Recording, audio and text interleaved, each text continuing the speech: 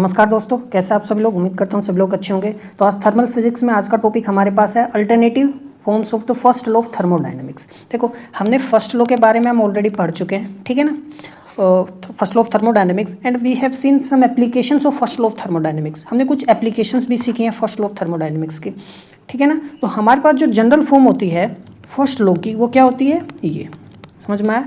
Where Q is the heat, U is the internal energy and W is the work done on और by the gas, ठीक है ना। या कोई भी सिस्टम हमारे पास हो, लिक्विड सॉलिड कोई भी सिस्टम हो, तो this is one of the most general form. तो ये जनरल फॉर्म है फर्स्ट लॉ ऑफ थर्मोडायनेमिक्स की। अब हम क्या सीखेंगे, अल्टरनेटिव फॉर्म्स। तो एक्चुअली में क्या है, परफेक्ट गैस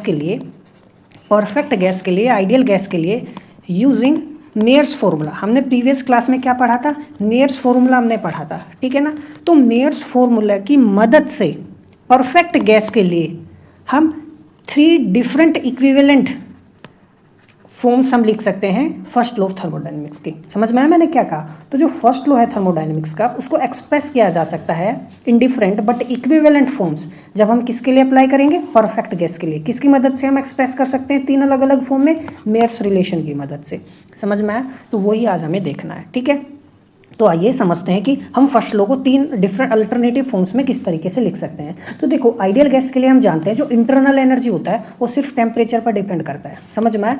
आइडियल गैस के लिए जो इंटरनल एनर्जी होता है, it is a function of temperature only, है ना। तो देखो, मैंने प्रीवियस क्लासेस में कई बार इस चीज़ को बताया। तो क्यों, देखो, जो आइडियल गैस होती है तो उसके पार्टिकल्स क्या होते हैं, बहुत दूर दूर होते हैं। तो जो उसके अंदर जो इंटरनल एनर्जी क्या होता है, वैसे तो kinetic energy plus potential energy. In ideal gas what happens, particles are very far away, तो पोटेंशियल एनर्जी तो होता नहीं है, तो सिर्फ क्या होता है, काइनेटिक एनर्जी होता है। And kinetic energy of particle is a function of temperature. तो जितना ज़्यादा टेम्परेचर होगा उतनी ज़्यादा काइनेटिक एनर्जी होगी, उतनी ज़्यादा तेजी से पार्टिकल्स मूव करेंगे।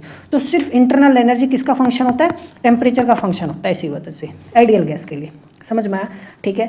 तो ये ध्यान रखो। तो हीट कैपेसिटी जो होगा एट कॉन्स्टेंट वॉल्यूम, तो हम कैसे डिफाइन करेंगे, C U is equal to D U by D T. ये हम जानते हैं ना, क्योंकि देखो यही तो होता है हमारे पास फर्स्ट लॉ, ये फर्स्ट लॉ है।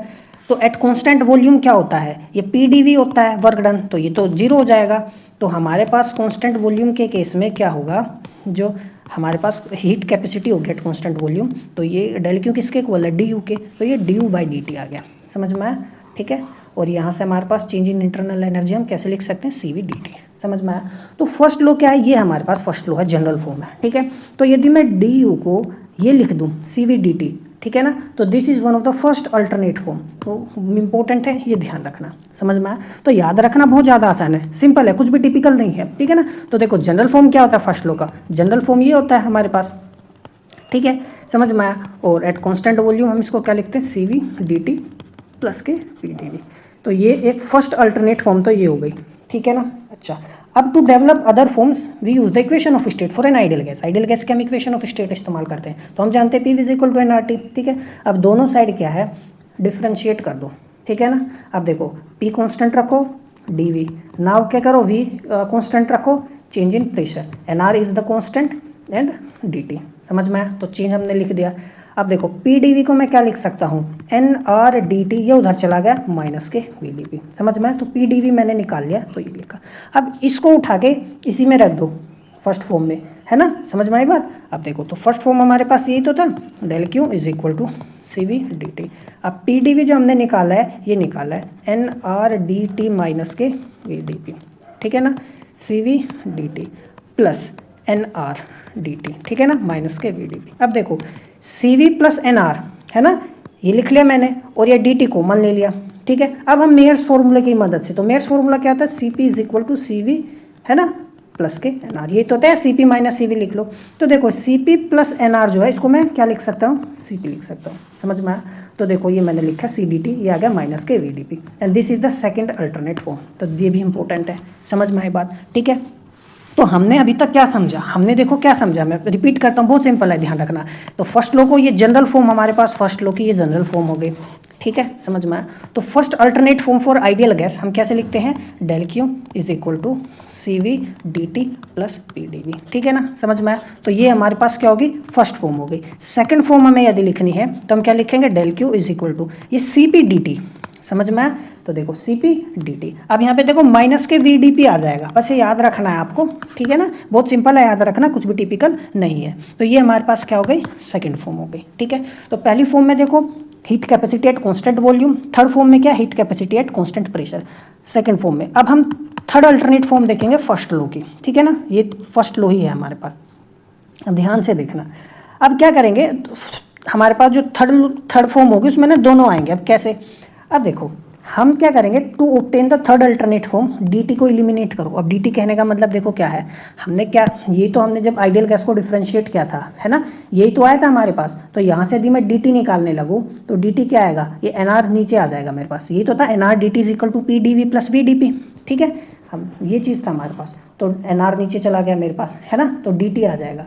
तो dt को हम क्या करेंगे, अपने फर्स्ट फॉर्म इसी में रख दो, है ना, जैसे हमने यहाँ पे इस्तेमाल किया था ना, पीडीवी रखा था, हमने क्या किया था, हमने पीडीवी रखा था, तो ताकि हमें ये फॉर्म मिल गई थी। अब की बार मैं dt रख देता हूँ, तो ये फर्स्ट फॉर्म थी ना ये हमारे पास, तो देखो del Q is equal to C V, तो dt की वैल्यू क्या रख दी, यहाँ से आ जाएगा nr नीचे आ जाएगा pdv प्लस के vdp nr प्लस के pdv, समझ में आया। तो बहुत ज़्यादा सिंपल है, कुछ भी टिपिकल नहीं है। अब क्या करना है, कुछ नहीं है, सिंपल देखो, जब हम अंदर इसके मल्टीप्लाई करके लिखेंगे C V P D V upon में nr, और फिर nr इसके भी नीचे ले गया मैं सी वी वी डी पी, ये pdv आ गया, ठीक है, कोई डाउट है। अब ध्यान से देखो, अब ये जो मेरे पास है ना, देखो ये क्या है dv pdv, और यहाँ भी क्या है pdv, इन दोनों को कॉमन लेना चाहिए, तो मेरे पास क्या आएगा cv अपॉन में nr, है ना, प्लस के प्लस के 1, और ये pdv आ गया कॉमन। तो यदि आप गौर से देखो, ये cv nr आ जाएगा, एलसीएम ले लूँगा, और ये nr pdv आ गया, ठीक है, कोई डाउट है, समझ में आया। तो ये प्लस के आ जाएगा, ठीक है ना। इसको मैं क्या लिख सकता हूँ, देखो ध्यान से, इसको मैं यहाँ पे लिखता हूँ आपके लिए, तो सी वी प्लस के एन आर, और ये N R P D V, है ना, इन दोनों को कॉमन करके लिखा, बचा ये, तो इसको यहाँ लिख लेता हूँ सी वी डी पी, ठीक है। तो C V plus N are, तो मेयर्स फॉर्मूले की मदद से मैं क्या लिखूँगा, सी पी, समझ में आया, ठीक है। फिर ये P D V plus C V V D P upon में एन आर, समझ में आ गया, ठीक है, कोई डाउट है। तो ये हमारे पास क्या आ गया, del Q is equal to, ठीक है ना, कोई डाउट है। तो ये हमारे पास फॉर्म हो गया, तो यहाँ पे देखो क्या आ गया, एन आएगा, ठीक है ना। तो यही तो फॉर्म हो गया, याद रखना भी देखो बहुत ज़्यादा सिंपल है, कुछ भी टिपिकल नहीं है, ठीक है ना, कोई डाउट है। तो ये हमारे पास, अब मैं इसको आपको याद रखना बताऊंगा, देखो तो समराइज कर दिया मैंने। तो परफेक्ट गैस के लिए जो फर्स्ट लॉ ऑफ थर्मोडायनेमिक्स है, हम उसको इस तरीके से लिखते हैं। अब देखो कैसे, ध्यान से समझो।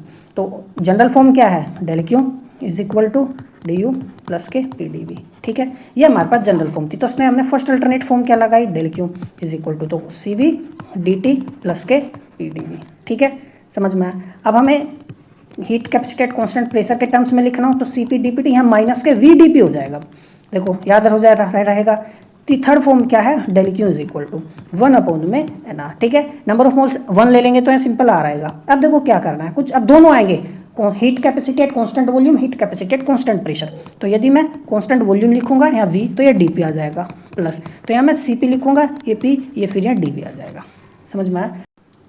These forms reflects how heat, work and internal energy changes are interrelated in an ideal gas. तो जो heat है, work है and change in internal energy, ठीक है ना, how these are related in an ideal gas depending on the variables used, ठीक है, समझ में आई बात। तो ये ध्यान रखना, काफ़ी इंपॉर्टेंट है एग्जाम्स पर्सपेक्टिव से लिए। यहाँ एन लिख, नंबर ऑफ मोल्स, नंबर काफ़ी बुक्स में देखोगे नंबर पर मोल के लिए लिखा जाता है, एन की वैल्यू 1 ले लेते हैं, ठीक है ना, समझ में आई बात।